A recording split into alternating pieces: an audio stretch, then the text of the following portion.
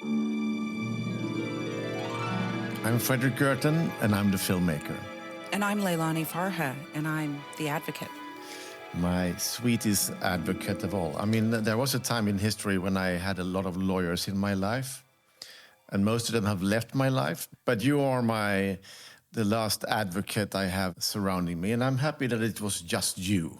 The last standing lawyer. Exactly. This is the Pushback Talks, and we are back with our word food. We do this because we don't have time to do anything else, because you, my friend, has been writing a book. I have written a book. There it is. And now it's out. It's left your hands. It's left my hands. It's in the hands of the copy editor. Is the title secret? It's a secret. It will be announced in early June.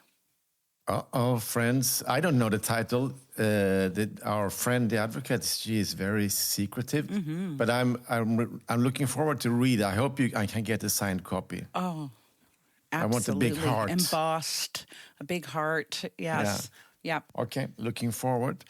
And so, are you ready to play with some words again to see if our brains are still functioning? You know, I'm not ready, but I'm willing to give it a try. My brain is so full of things at the moment. I'm still decompressing from having written the book, and I have a house renovation going on, which clutters the mind with dust and debris and noise. So Bear with me, Fredrik. I might not be as sharp as always. It's afternoon here in Malmö, Sweden, but in Canada it's still morning. So I will give you a morning word. Are you ready? Yes. Yoghurt. Yogurt. I love yogurt. And yogurt is, part of my culture. It's a big part of my culture. So I eat a lot of yogurt, and real yogurt, not that crap with sugar in it and vanilla and chocolate and raspberry. No. Balkan style. I love the Balkan style or the Greek yogurt, thick yogurt that's tart. It's a lovely way to start a day with some fruits, a little bit of Greek honey, because I spent a lot of time in Greece. And of course, yogurt is full of protein, which is good for you. It's, in my opinion, it settles the stomach. Yeah, yogurt is my friend. When I travel, I eat a lot of yogurt, make sure, probiotics, make sure my stomach is good. Yeah. Do you know where the word comes from? No. It's Ottoman Turkish, of course. So it's close to your roots. Of course, absolutely. And it's kind of mentioned in yogurt texts from before, like the year 1000 in Old Turkey. And then in Lebanon, you can order labne. Oh, I eat labne every day. Which is then strained yogurt, so it's a bit thicker, like the Greek. Mm-hmm. Yeah, much thicker. And then they say that labne is the name of Lebanon. So there is a whole country named after your breakfast dish. How do you feel about that? I feel great about that. And I have these very special breakfasts with my father, who is 91. And he makes Lebanese breakfast, and I go over sometimes on a Friday morning, and he spreads out. He makes his own yogurt, and then he makes his own labna, and then he makes his own za'atar, and we get this beautiful, what we call Arabic bread, which people call pita, and he puts fresh vegetables, cucumbers, mint, tomatoes. He spreads it out. It's very beautiful, and we share breakfast together in Lebna. So, yeah. And your father's family had lands in Lebanon and in Palestine. So it was like I guess it's in this region where Israel is now kind of destroying every single home and destroying the villages. Absolutely. Yes, southern Lebanon. That's where we're from. That's where our family home is still. The home has been there for more than 400 years. So talking about entitlement, it's interesting that Israel says that this is greater Israel when our family has been there for more than 400 years. I have been trying to figure out which side of this occupation line Israel has created this yellow line, and it's basically occupation, illegal under international law. And I'm trying to find out which side of the line our village is on, because I have asked my relatives who are there, and they say, no, we're on the other side of the line, not occupied. But I saw a video yesterday that made it look like we were on the occupied side. So our family fled. So, of course, they're not there to witness it. They're up in the mountains. It's scary. Yeah, it's very scary. Yeah, yeah. As I told you, I was in the south of Lebanon many years ago when they were kicking out the Palestinians from the south. And so it's really beautiful. It's very beautiful, the villages. And then I was thinking of the roots of Yoghurt on these hills, these green hills.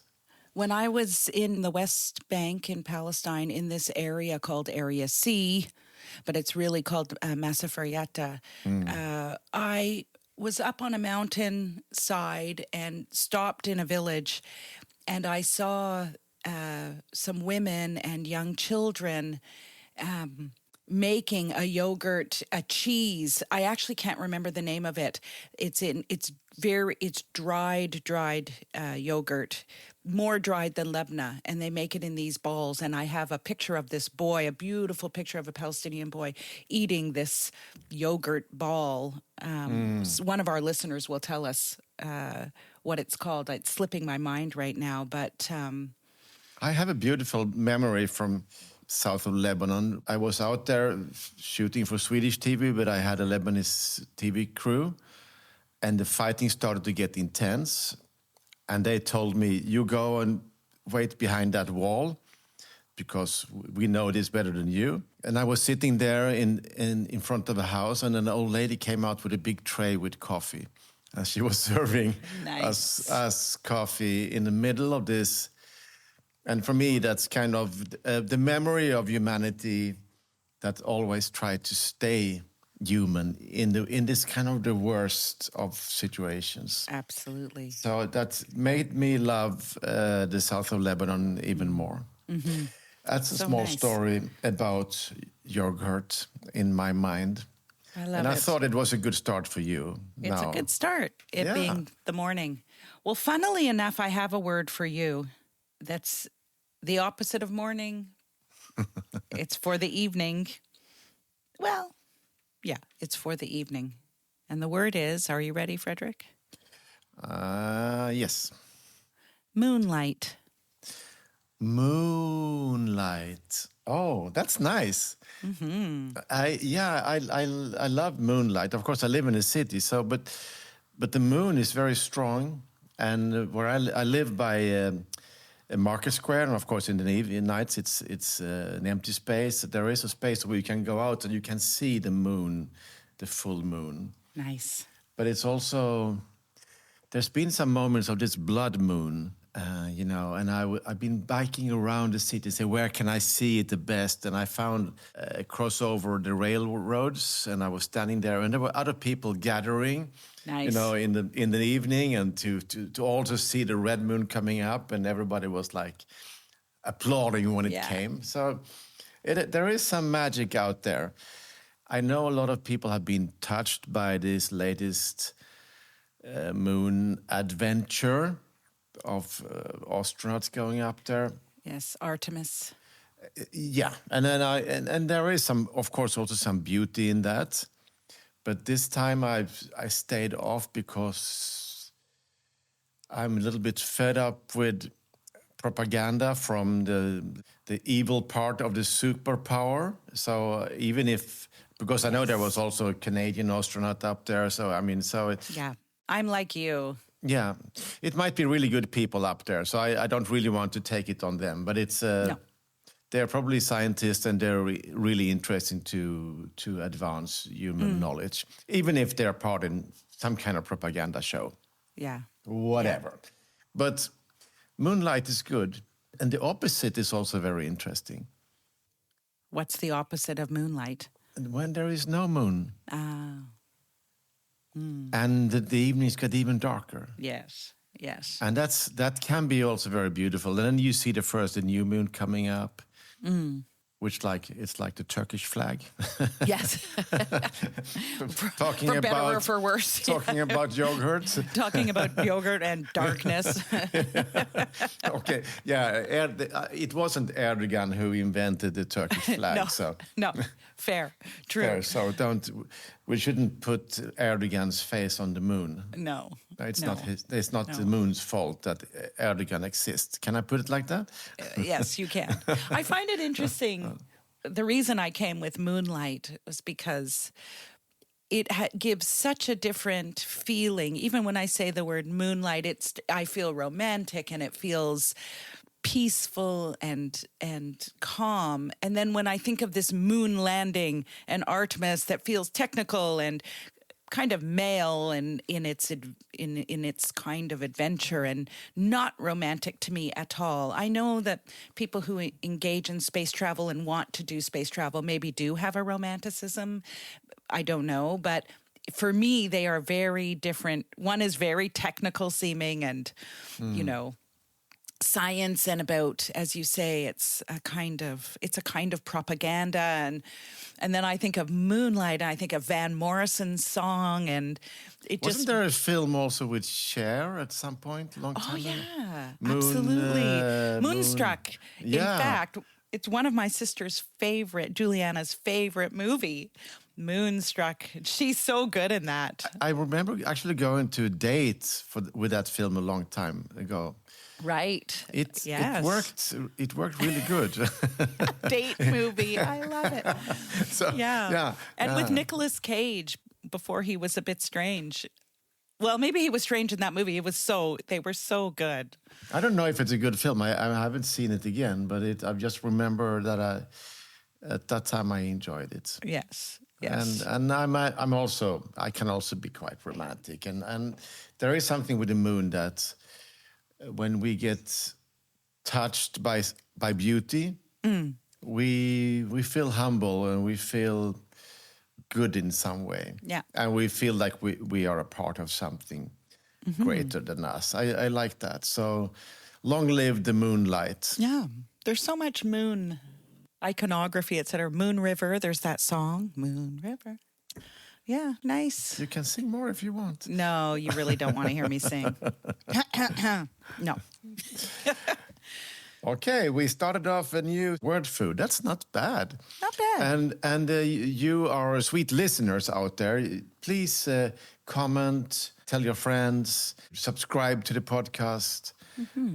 All those kind of things that helps, so other people can find Pushback Talks.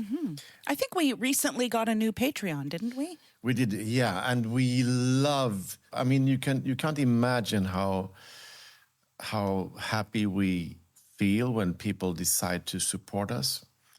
Absolutely. There is a cost connected to make podcasts because it's not only us talking. That's the cheap part. Yes. But there is a technical work behind the scenes that takes some time. And of course, we also have to pay money to be on this platform and to publish and all that. So help is good. And we live in a time in history where culture and political work is totally underfinanced. So we are under a lot of pressure in the film world, and the cultural world is really, really tough. And I know also for your work, it's tougher than ever to get funding. Help us, and we will get some more energy out of that. That's all. That's all. See you soon, Leilani.